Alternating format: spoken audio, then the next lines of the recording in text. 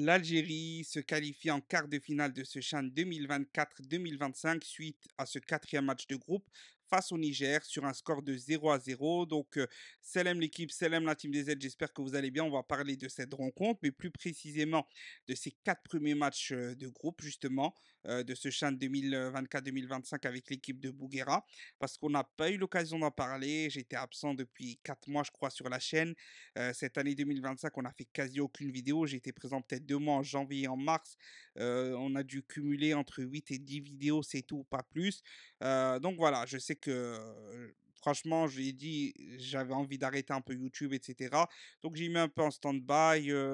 Je me suis plus trop consacré à tout ça. Mais là, on est sur une dernière année où il y a pas mal de choses qui vont se passer. Le Chan, la CAN au Maroc, la Coupe du Monde, Inch'Allah, si on se qualifie, on est sur la dernière ligne droite, on se qualifie pour la CDM 2026. Donc là, sur un an, il y a pas mal de choses à voir, pas mal de choses à parler, à débriefer. Et moi, je vous cache pas, la famille, toute l'année dernière, la saison 2024-2025, je n'ai quasi pas regardé le football. C'est même pour la première fois, j'ai loupé des matchs de l'équipe Algérie à prime, l'équipe de jeunes, etc. Moi, d'habitude, je regarde tout de A à Z. Cette année, il n'y avait plus la motivation pour plein de raisons. Cette prise d'otage de l'équipe nationale d'Algérie, etc., etc. Du dégoût par rapport au football algérien, par rapport à plein de choses qui se passent, par rapport au football en général, par rapport à tout ce qui s'est passé ces dernières années avec notre sélection. Bien sûr, je suivais toujours les résumés, les scores, etc. Mais plus de la même façon, honnêtement, parce que quand on sent que ton équipe d'Algérie elle a du potentiel, mais que des gens te la prennent en otage, font n'importe quoi, ne mettent pas les meilleurs, te parlent de clans, de ci, les supporters, ceci, cela, se chamaillent pour des oui, des non, etc. Ça dégoûte. Alors que normalement, tu es censé être uni, solidaire, etc. Mais bref, on reparlera de ça prochainement, plus longuement, peut-être en live, peut-être, je sais pas. En tout cas, c'est le début des reprises de vidéos et cette fois un peu plus sérieusement, un petit retour tout en douceur avant d'attaquer plus concrètement et d'être plus présent sur YouTube, sur les réseaux, etc. Bon, bref, on va parler de ce chan très brièvement. Ça va être une vidéo d'entrée après, comme j'ai dit, de nombreux mois, donc ça va pas être très long. Montage vite fait, description vite faite, etc. On va reprendre tout doucement. Et à partir de septembre, à partir de la liste de Petkovic, etc., on va essayer d'enclencher, d'aller un peu plus en profondeur dans plein d'aspects que j'ai envie soit d'aborder, soit de revenir dessus, comme le cas Cherki, des binationaux, etc. Moi, je n'étais pas présent sur YouTube, j'en ai pas parlé, mais franchement, tant mieux ce qui s'est passé. Ça a ouvert peut-être encore plus les yeux à certains. Mais bon, là, on va simplement parler de ce Chan, les gars. On va se concentrer sur le Chan. N'hésitez pas déjà à me dire si vous allez bien. Moi, c'est ce qui m'intéresse. Ça fait longtemps que c'est pas vu pour ceux qui verront la vidéo. Et voilà, je connais les commentaires, enfin, les pseudos de ceux qui sont présents le plus souvent, etc. Donc, j'espère déjà que vous allez tous bien, vous, votre famille, que vous passez de bonnes vacances. Pour ceux qui ont pu descendre au bled, j'espère que vous avez bien profité avec la famille, bien visité, etc. Bien manger surtout. Et voilà, bref, on rentre dans le vif du sujet sur ce Chan, les gars. Alors, sur ce Chan, je vous cache pas, j'ai pas regardé tous les matchs entièrement. Souvent, j'ai regardé quasi que les deuxièmes mi-temps. Il y a le match face à l'Afrique du Sud, j'ai regardé que des séquences, des résumés et les avis des supporters, un peu ce qu'ils se disaient sur les réseaux, etc.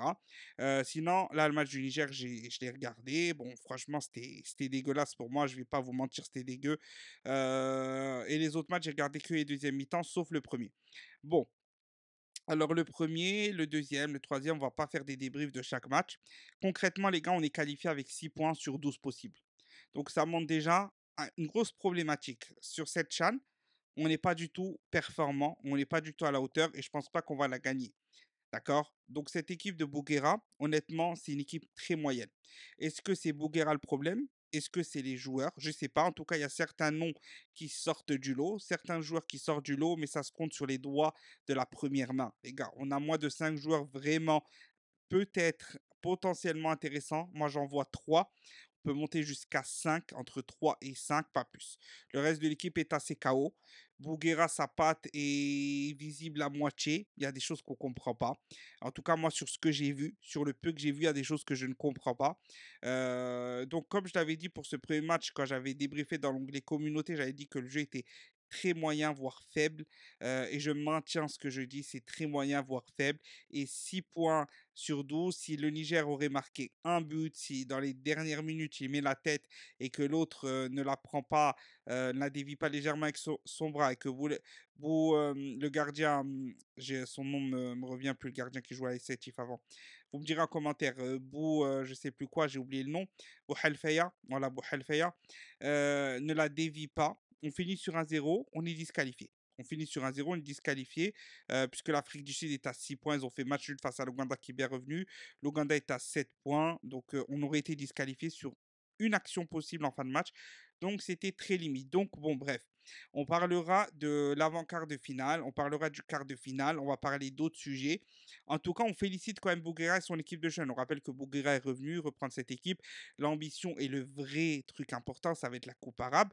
Moi, personnellement, je ne sais pas ce que vous en pensez, mais pour moi, à mon avis, cette équipe-là, elle va sauter à moitié. Il va prendre les joueurs que vous savez pour la Coupe arabe, parce que la Coupe arabe, les gars, qu'on le veuille ou non, ça pèse en termes de finances pour la FAF. C'est très intéressant financièrement pour la FAF. C'est aussi intéressant qu'une CAN, voire plus, il me semble. Vous me corrigerez en commentaire si je me trompe. Mais en tout cas, le vrai défi, ça sera la Coupe arabe. D'accord, on sait, on est le tenant du titre. Compétition FIFA, au Qatar, beau stade, etc.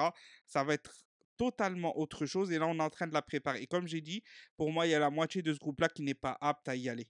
On a la moitié de ce groupe-là qui n'est pas apte à aller. Là, on voit que le niveau des locaux, pour moi, et qui sont restés en Algérie, le niveau des locaux qui sont restés en Algérie, qui ne jouent pas en Arabie Saoudite, qui ne jouent pas en Europe, est très, très moyen. Alors, pour moi, il manque certains joueurs, mais pas tant que ça. Honnêtement, il a pris ce qu'il pouvait prendre.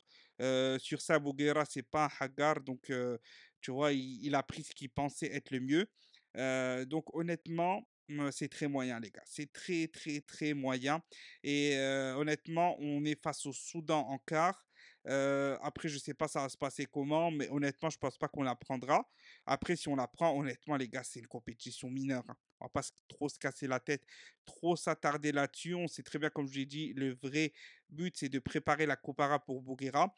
Moi, je pense qu'après la Coupe arabe, Bouguera devrait rejoindre Petkovic pour la CAN 2025 au Maroc et la CDM 2026. Ça serait l'idéal dans le staff, même si c'est juste en tant qu'observateur, en tant que deuxième coach adjoint, en tant ce que vous voulez.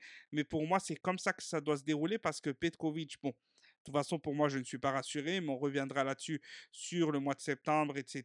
Même si on va se qualifier, même si ci, même si ça. À la CAN 2025, on va vraiment voir les choses au Maroc. Et moi, j'espère la non-humiliation. J'espère pas grand-chose. J'espère juste la non-humiliation parce qu'on a beaucoup de problématiques.